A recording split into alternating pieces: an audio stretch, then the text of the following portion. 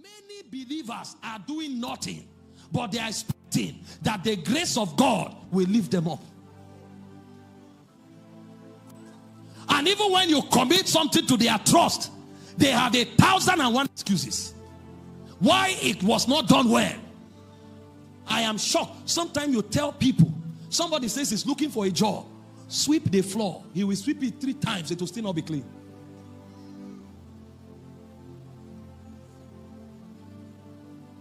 They don't have anything doing, but the little one God puts in their hands, they don't do it well.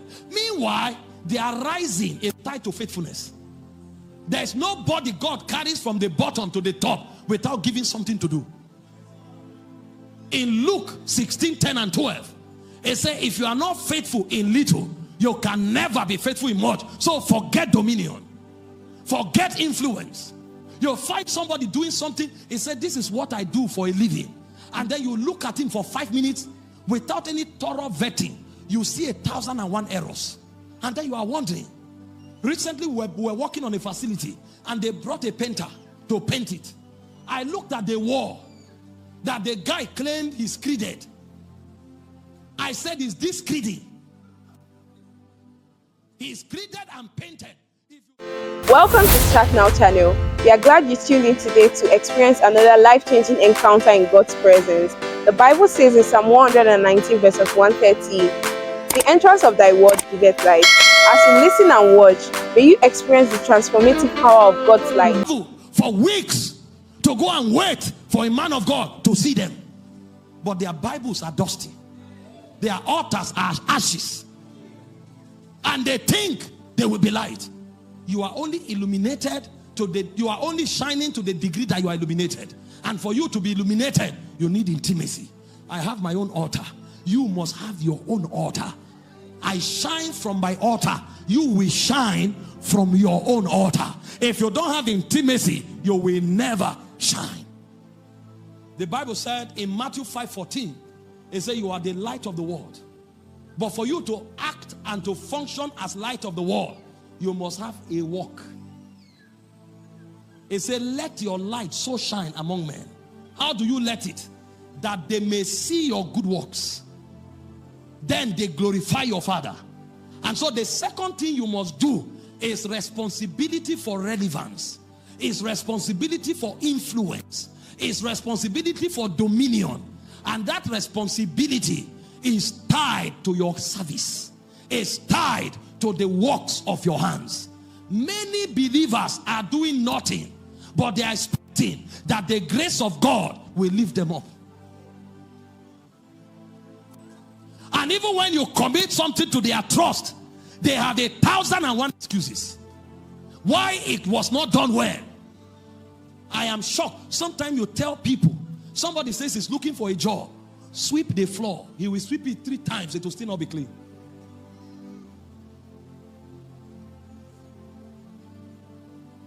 They don't have anything doing, but the little one God puts in their hands, they don't do it well. Meanwhile, they are rising is tied to faithfulness. There's nobody God carries from the bottom to the top without giving something to do. In Luke 16:10 and 12, it says, if you are not faithful in little, you can never be faithful in much. So forget dominion, forget influence. You'll find somebody doing something, he said, this is what I do for a living. And then you look at him for 5 minutes without any thorough vetting. You see 1,001 errors. And then you are wondering. Recently we were working on a facility and they brought a painter to paint it. I looked at the wall that the guy claimed he's creeded. I said, is this creeding? He's creeded and painted. If you see the edges of the wall, you can see the contours like S. Because even the paint could not be on a straight line.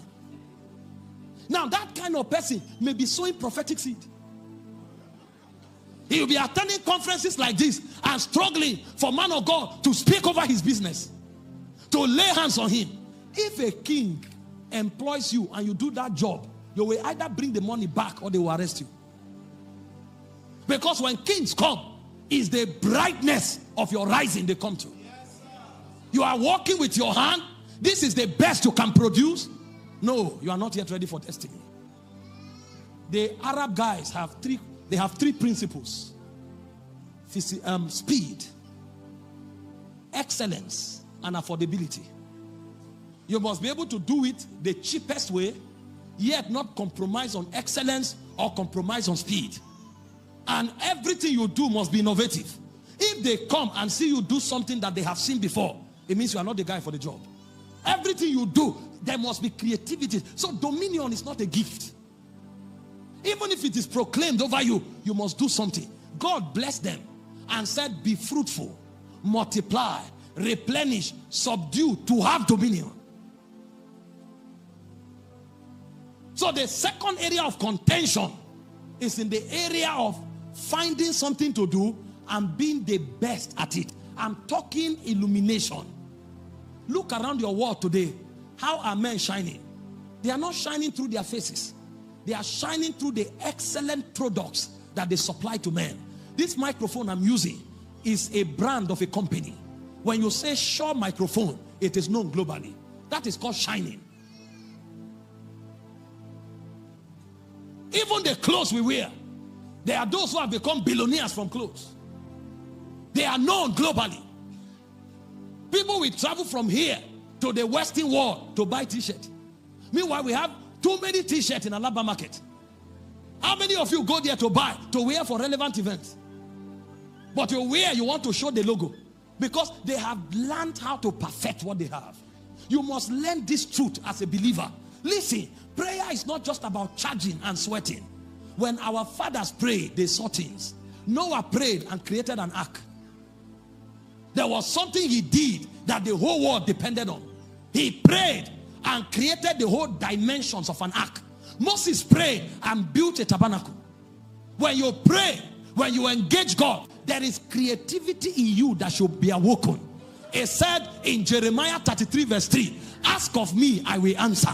But I don't only answer, I will show you great and mighty things that you know not. So cutting edge intelligence should actually come from our intimacy. That is how we shine. We don't see, we need to understand it. Sometimes we become too religious and we parade rituals without tangible solutions and results that will command the attention of the world. I believe in transformation. I believe in holiness. I believe in character development. But that's not all God does. Because when you read the Bible, you will find men who had the same prayer altars that we have and came up with intelligent civilizations that shook their world. How did Abraham understood the principle of cattle rearing? How did Isaac understand the principle of irrigation? How did they know those things? These were deep agriculturists. How did they master those principles? They worked with God, yet they excelled as agriculturists. So you must have works that your life commands, both in the physical and in the supernatural. But the problem with us is we have not even perfected the physical. How much more the supernatural? That's why in our generation, when a doctor shakes his head like this, everybody in the family begins to prepare for burial. There's nobody who has understood healing and say, no, the doctor's verdict is not the absolute verdict. I know something from the spirit realm that I can do to stop this infirmity. This is why when government fails, a whole race can be wiped out because of hunger. Nobody has understood anything from God and say, no, I can preserve these people. What did Moses know in the wilderness? Because there is a place for sowing and reaping. There's another place where you need manna to come down. There's another place where you need bread to be multiplied. So it begins with natural principles, then it gets to supernatural principles. But the question is, if we have not perfected the natural principles that does not really need God, how much more the supernatural? A shining generation must rise.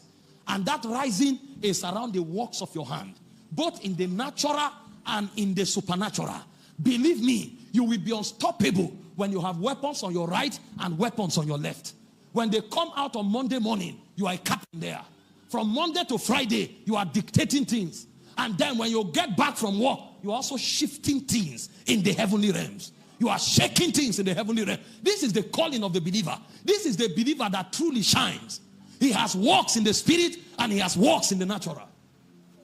He said, let your light so shine before men that when they see your good works, they will give glory to your Father which is in heaven. All of these things are embedded in your spirit as light. It takes intimacy to awaken them. We believe you were blessed by the message you just watched. Let us know what stood out to you in the comment section. You can also support our channel by liking and sharing our videos, so more people like you will be able to watch these powerful messages. We celebrate you and see you in our next video.